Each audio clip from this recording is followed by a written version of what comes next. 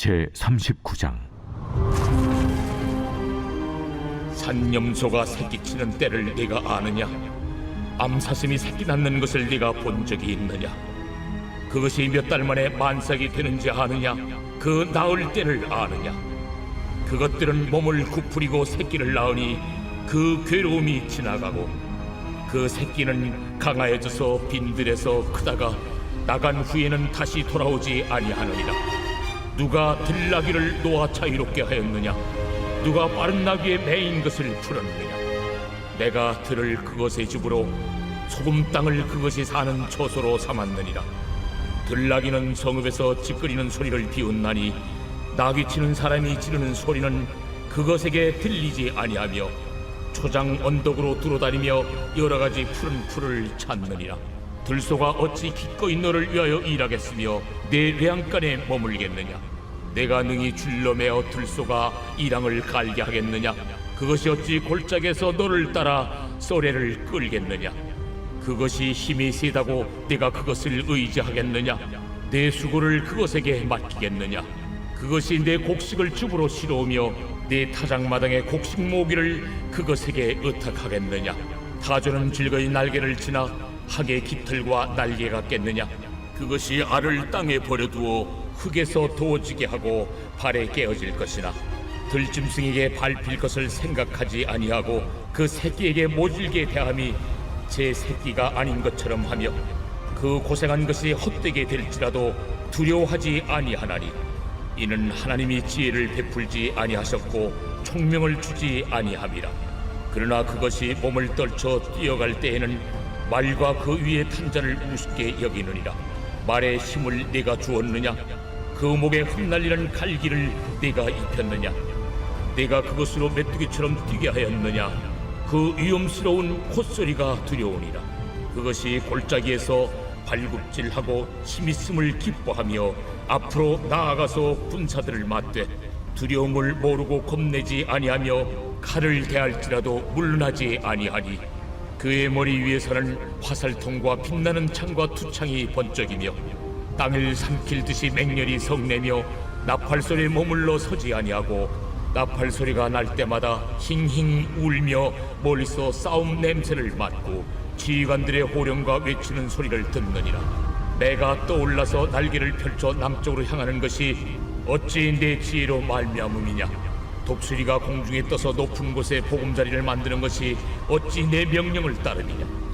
그것이 낭떠러지에 집을 지으며 뾰족한 바위 끝이나 험준한 데 살며 거기서 먹이를 살피나니 그 눈이 멀리 봄이며 그 새끼들도 피를 빠나니 시체가 있는 곳에는 독수리가 있느니라. 제40장. 여호와께서 또 요백에 일러 말씀하시되 트집 잡는 자가 전능자와 다투겠느냐? 하나님을 탓하는 자는 대답할지니라. 욥이 여호와께 대답하여 이르되 보소서, 나는 비쳐나오니 무엇이라 주께 대답하리이까? 손으로 내 입을 가릴 뿐이로소이다. 내가 한번 말하여 싸운 적 다시는 더 대답하지 아니하겠나이다. 그때 여호와께서 폭풍우 가운데서 욥에게 일러 말씀하시되 너는 대장부처럼 허리를 묶고 내가 내게 묻겠으니 내게 대답할지니라. 네가 내 공의를 부인하려느냐? 네 의를 세우려고 나를 악하다 하겠느냐? 네가 하나님처럼 능력이 있느냐? 하나님처럼 천둥소리를 내겠느냐? 너는 위엄과 존귀로 단장하며 영광과 영화를 입을지니라. 너희 넘치는 노를 비우고 교만한 자를 발견하여 모두 낮추되 모든 교만한 자를 발견하여 낮아지게 하며 악인을 그들의 처소에서 짓밟을지니라. 그들을 함께 진토에 묻고 그들의 얼굴을 싸서 은밀한 곳에 둘지니라. 그리하면 네 오른손이 너를 구원할 수 있다고 내가 인정하리라. 이제 소같이 풀을 먹는 배의 못을 볼지어다. 내가 너를 지은 것 같이 그것도 지었느니라. 그것의 힘은 허리에 있고 그 뚝심은 배의 힘줄에 있고 그것이 꼬리치는 것은 백향목이 흔들리는 것 같고 그 넙죽다리 힘줄은 서로 얽혀 있으며 그 뼈는 놋관 같고 그 뼈대는 쇠막대기 같으니 그것은 하나님이 만드신 것 중에 으뜸이라. 그것을 지으신 이가 자기의 칼을 가져오기를 바라노라. 모든 들짐승들이 뛰노는 산은 그것을 위하여 먹이를 내느니라. 그것이 연잎 아래에나 갈대 그늘에서나 늪 속에 엎드리니 연잎 그늘이 덮으며 시내 버들이 그를 감싸는도다. 강물이 소용돌이 칠지라도 그것이 놀라지 않고 요단 강물이 쏟아져 그 입으로 들어가도 태어나니 그것이 눈을 뜨고 있을 때 누가 능히 잡을 수 있겠으며 갈고리로 그것의 코를 꿰일 수 있겠느냐.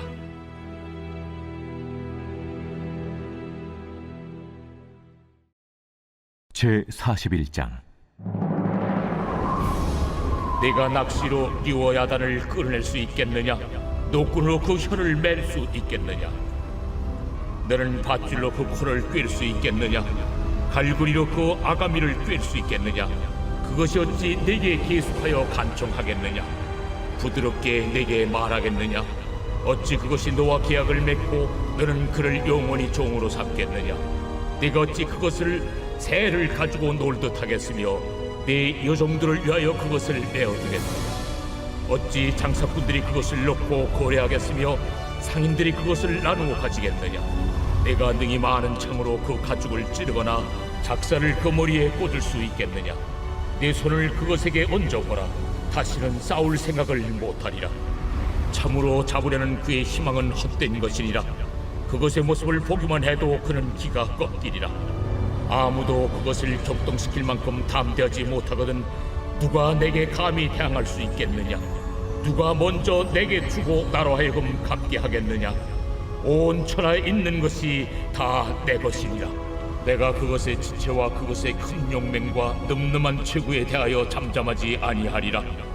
누가 그것의 겉가죽을 벗기겠으며 그것에게 겹재가를 물릴 수 있겠느냐? 누가 그것의 턱을 벌릴 수 있겠느냐? 그의 둥근 이틀은 쉼이 두렵구나.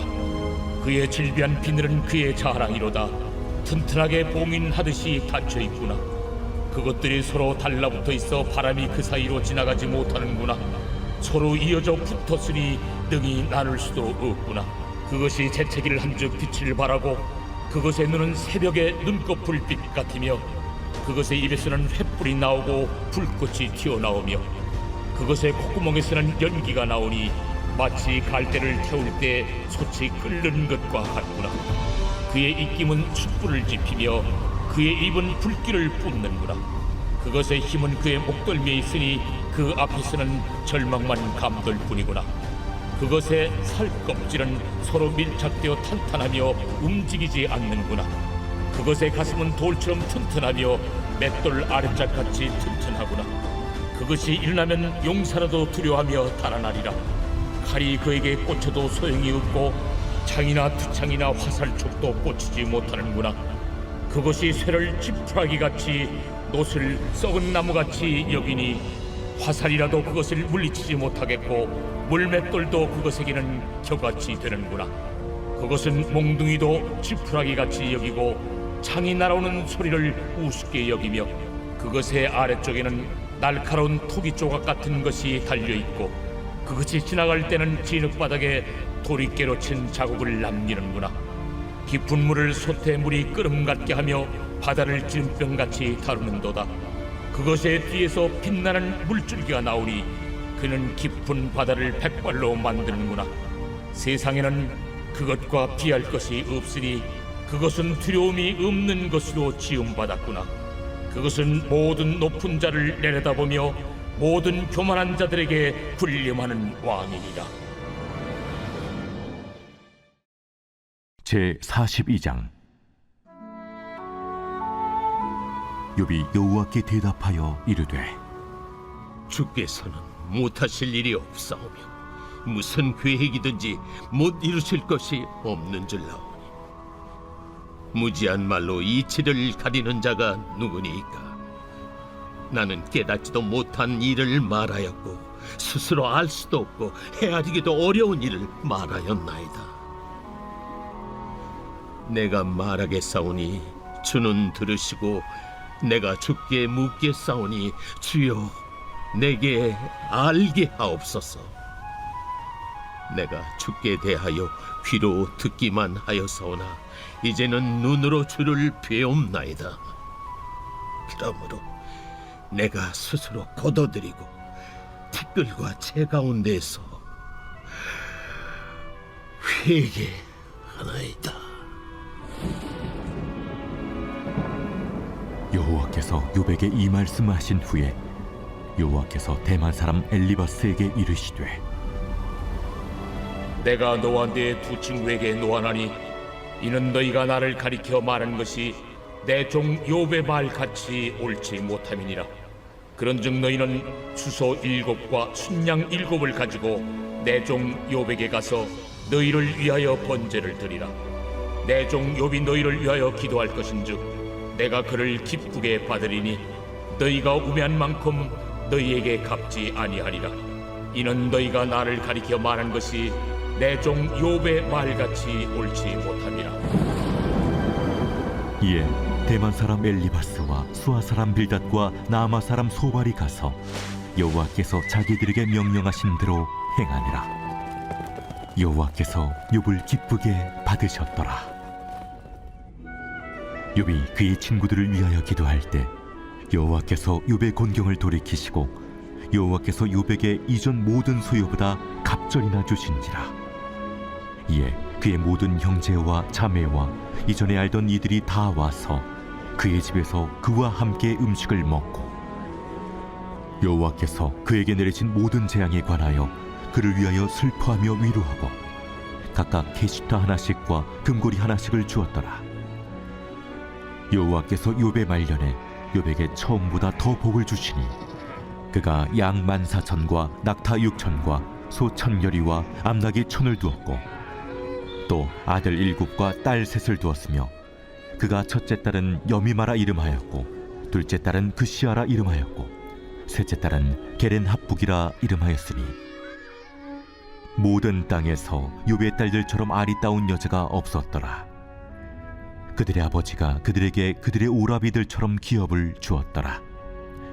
그 후에 욥이 140년을 살며 아들과 손자 4대를 보았고 욥이 늙어 나이가 차서 죽었더라.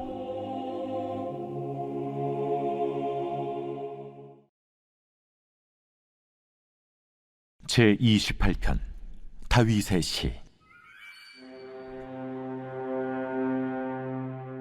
여호와여, 내가 주께 부르짖으오니 나의 반석이여 내게 귀를 막지 마소서. 주께서 내게 잠잠하시면 내가 무덤에 내려가는 자와 같을까 하나이다. 내가 주의 지성소를 향하여 나의 손을 들고 주께 부르짖을 때 나의 간구하는 소리를 들으소서.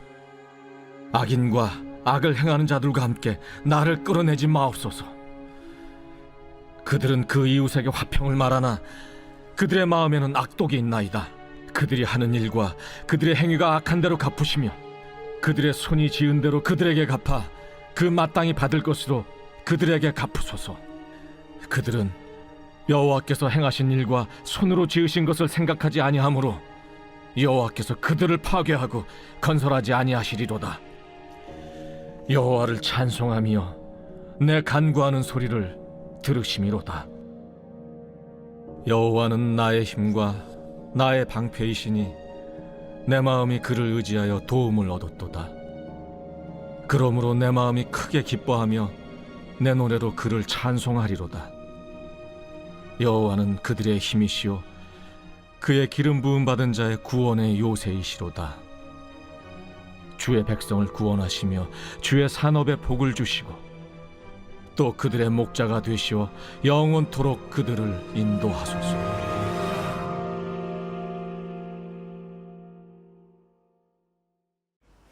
우리는 오늘 이 아침에 욥기 39장에서 42장까지 말씀을 묵상해 보았습니다. 오늘 저와 함께 욥기 42장 말씀을 조금 더 깊이 묵상해 보길 원하는데요. 우리가 인생을 살아가면서 수많은 질문을 마주하게 됩니다. 왜 나에게 이런 고난이 찾아왔을까?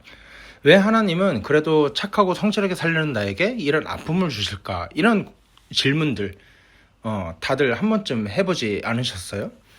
욥기 전체를 관통하는 질문이 바로 이거였습니다. 욥은 동방의 의인이라고 칭할 정도로 그 행실이, 그 행위가 하나님 보시기에 정결했다는 거죠. 그런데 하루아침에 모든 재산과 자녀를 다 잃어버리고 자신을 못 맞아 악창으로 뒤덮였습니다. 그러니까 친구들이 네 죄 때문이다 라고 정죄했고, 욥은 너무나 억울하니까 매일매일 울고 또 억울함에 부르짖었습니다. 오늘 본문 42장이 그 긴 영적 고독과 논쟁의 마침표를 찍는 장입니다. 근데요, 진짜 놀라운 게 하나님은 욥에게 고난의 구체적인 이유를 한마디도 설명해 주지 않으십니다. 천상에서 사탄과 어떤 대화가 오고 갔는데 끝까지 말씀하지 않으세요. 대신에 하나님은 당신이 어떤 분이신가를 알려주셨고 욥은 완전히 변화되었습니다. 오늘 이 말씀을 통해서 우리가 하나님께서 우리에게 가르쳐 주시는 이 고통의 영적 교훈 3가지 정도를 얻어보고 가는 시간 되었으면 좋겠습니다. 첫 번째로, 하나님의 절대 주권을 인정하는 신앙이 우리에게 필요하다는 것입니다.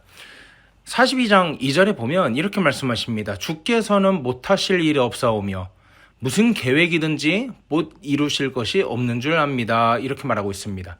하나님의 폭풍우 가운데 임재하심을 경험한 욥의 첫 고백이 하나님의 절대 주권을 인정하는 것이었습니다.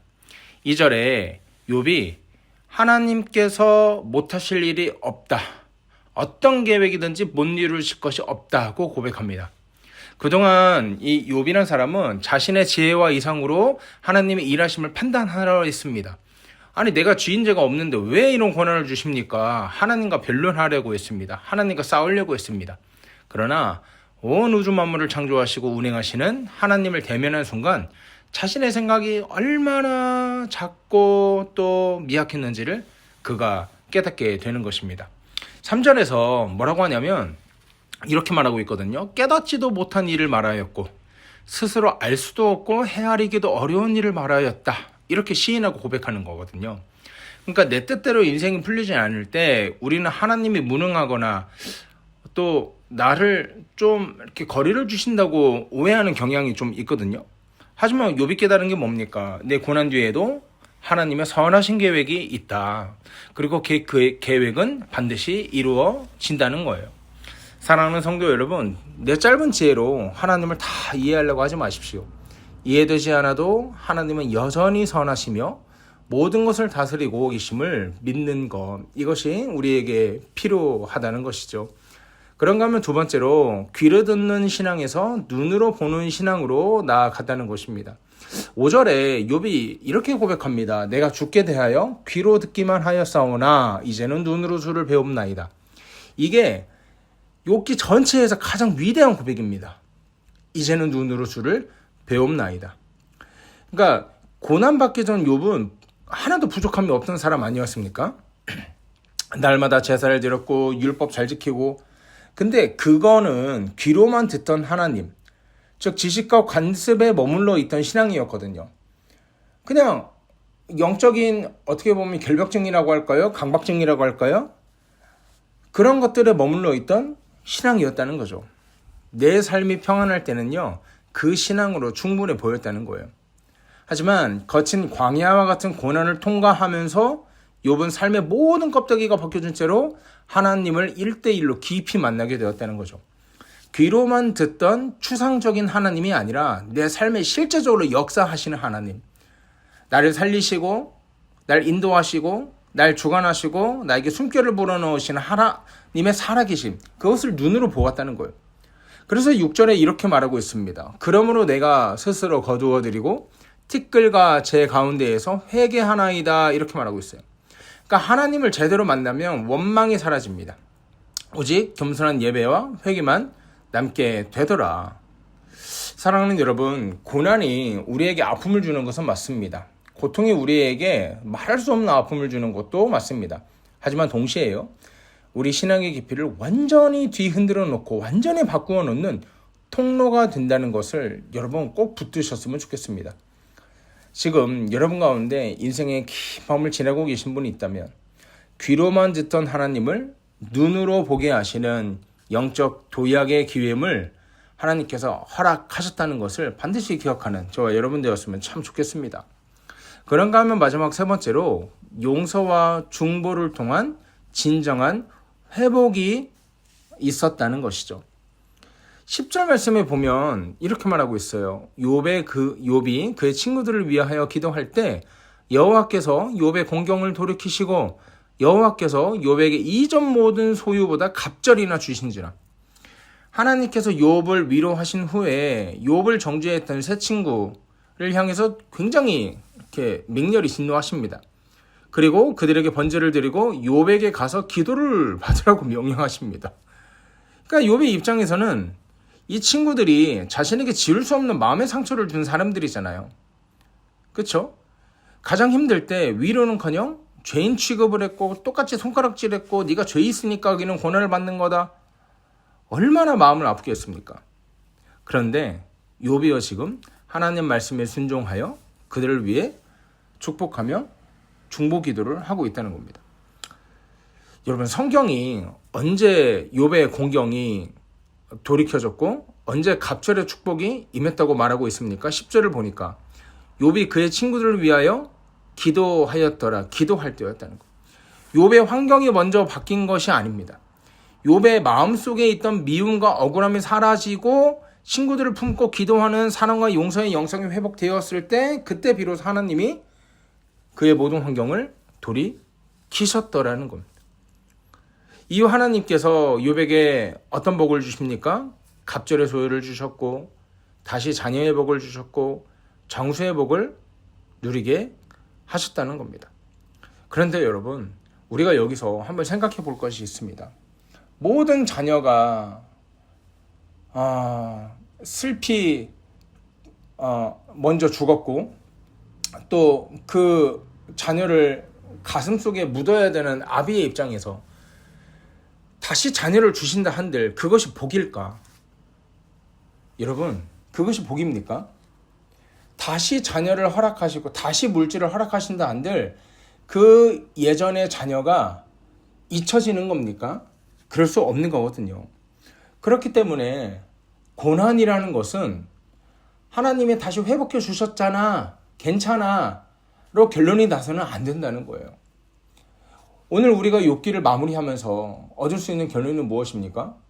하나님은 말할 수 없는 고통과 고난 가운데서도 우리와 함께 하시며 우리는 하나님의 계획과 하나님의 뜻하심을 1cm도 1mm도 알 수 없지만 하나님의 일하심 언제나 선하시며 나에게 언제나 좋은 것을 주시는 내 아버지라는 것, 그것을 배우며 한 걸음 한 걸음 살아가는 것, 이것이 고통을 마주하는 성도의 자세라는 것입니다. 그렇기 때문에 여러분, 고통 가운데 있는 누군가를 향해서 괜찮아질 거야, 하나님이 더 좋은 걸로 주실 거야, 이렇게 위로하지 마십시오. 그 대신 함께 울어주고 하나님의 선하심을 신뢰하며 포기하지 않도록 옆에서 붙잡아주고 기도해주고 등을 토닥여 주십시오. 바로 그것이 고난에 대처하는 성도의 삶이며 또 고난을 바라보고 있는 우리 지체의 마땅한 삶일 것입니다. 말씀을 마칩니다. 사랑하는 성도 여러분, 욥의 시작을 가만히 되돌아봅시다. 욥이 가진 모든 것을 잃어버리는 비극이었지만 욥기의 끝은 하나님을 얻고 자기 자신을 발견하는 엔딩으로 끝납니다. 욥이 고난을 이겨낼 수 있었던 것은 결코 그의 인내심이 뛰어났기 때문이 아니라 하나님께서 그를 포기하지 않으시고 폭풍우 가운데 찾아와 만나 주셨기 때문입니다. 우리의 인생에도 뜻하지 않는 폭풍우가 찾아올 때 바로 그때 기억하십시다. 하나님은 여전히 살아계시고 나의 모든 계획을 움직이고 계신다. 이 고난의 끝에 우리는 하나님을 더 깊이 보게 될 것이다. 억울함과 마음을 놓고 내려놓고 기도할 때 진짜 회복의 역사를 허락하신다는 것을 우리가 마음에 굳게 새기고 욥에게 임했던 영육간의 갑절의 회복이 오늘 우리에게도 모든 성도들의 가정에 삶의 일터에 가득하기를 주의 이름으로 소원합니다. 하나님 아버지 은혜를 감사합니다. 하나님, 욥기를 마무리하면서 우리가 들 수밖에 없는 의문점은 왜 이 고통을 허락하시는가? 우리가 그럼에도 담대하게 그리고 담담하게 승리를 선포하며 나아가는 것은 이 고통의 문제가 하나님께서 주관하시고 이 아픔의 문제 또한 하나님께서 인도하시며 하나님이 우리를 눈동자같이 바라보시고 또 지극히 선한 것으로 갚아주실 것이라는 믿음을 가지고 살아가기 때문인 줄 믿습니다. 하나님, 고통 중에 가운데 또 아픔 가운데 계신 우리 성도님들 한 사람 한 사람 다 기억하여 주시고 그들의 눈물의 기도와 눈물의 수고를 잊지 마시고 하나님, 갑절의 복으로 갑절의 형통으로 갚아 주시옵소서. 또한 무엇보다 그들의 마음을 위로하시고 그들에게 친히 아버지가 되셔서 그들의 인생이 결단코 망하지 않을 것이라는 위로와 확신을 그들의 마음에 새겨 주시옵소서. 감사하며 거룩하신 우리 주 예수 그리스도 이름으로 기도하옵나이다. 아멘. 여러분, 우리 이 시간 기도하실 때 우리 그렇게 기도했으면 좋겠습니다. 하나님, 이해 안 되는 순간에도 하나님은 선하십니다. 이 믿음 붙들고 오늘 하루 또 이번 한 주 살아갈 수 있도록 역사하여 주시옵소서. 또 우리 환우를 위해서 기도할 때 이용숙 권사님, 또 성시홍 권사님, 이춘장 원사님, 이가희 자매 위해서 기도하겠습니다.